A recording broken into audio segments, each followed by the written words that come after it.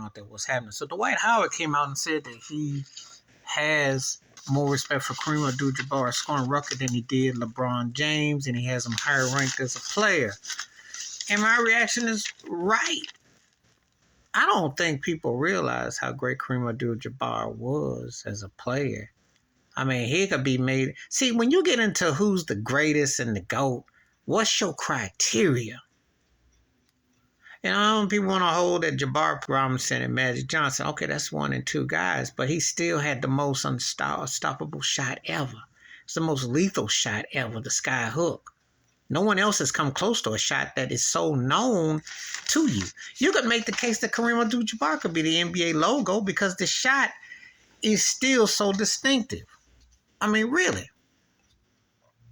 Not to mention the guy who was most dominant in high school, most dominant in college. I mean, a win on all the levels. So why ain't he the greatest? And I could do a video where I could tell you Kareem is considered too black, too scary. His name alone scared some white folks, scared some black folks too. He didn't stand there and grin and shuck and jive with the white media. They didn't like that. The way he carried himself, the things he did, the way he said. They still hold it against him. He is 10 times better player than LeBron James will ever be. I know LeBron James broke his record, and I know LeBron James gives you all these stats and everything, but he didn't fundamentally have what Kareem got. Kareem could flat out score. Kareem could flat out pass, rebound, defend, athletic, and do it.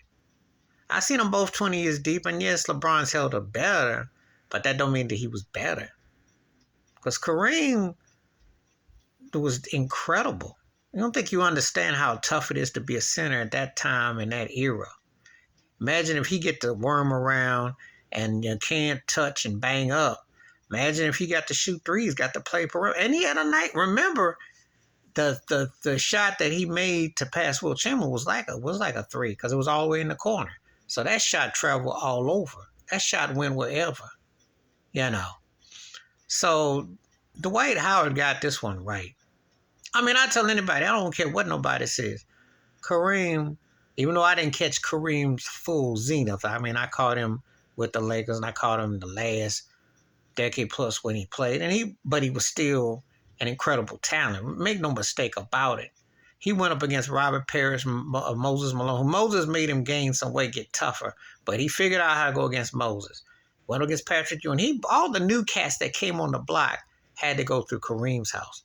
He dealt with Bill Walton, okay? He dealt with whoever you want to mention, Artis Gilmore. People don't give Kareem his due. He should get his flowers, you know. I know LeBron got the record, but you asked me, Kareem was still more impressive. Everything Kareem did was more impressive because he had style with it. It came up big. And one thing about it, his shot traveled wherever he went. He didn't have to adapt. He didn't have to shoot logo threes or have to change. He didn't have to become Dr. J to make it or Jordan to think all that. You know, that's just how bad the cat was. So just putting it there. But I give him that.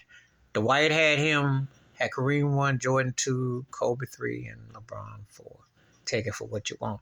But see, notice a lot of people are tired of LeBron. Just putting it there. Please hit like, subscribe, what your thoughts, comments.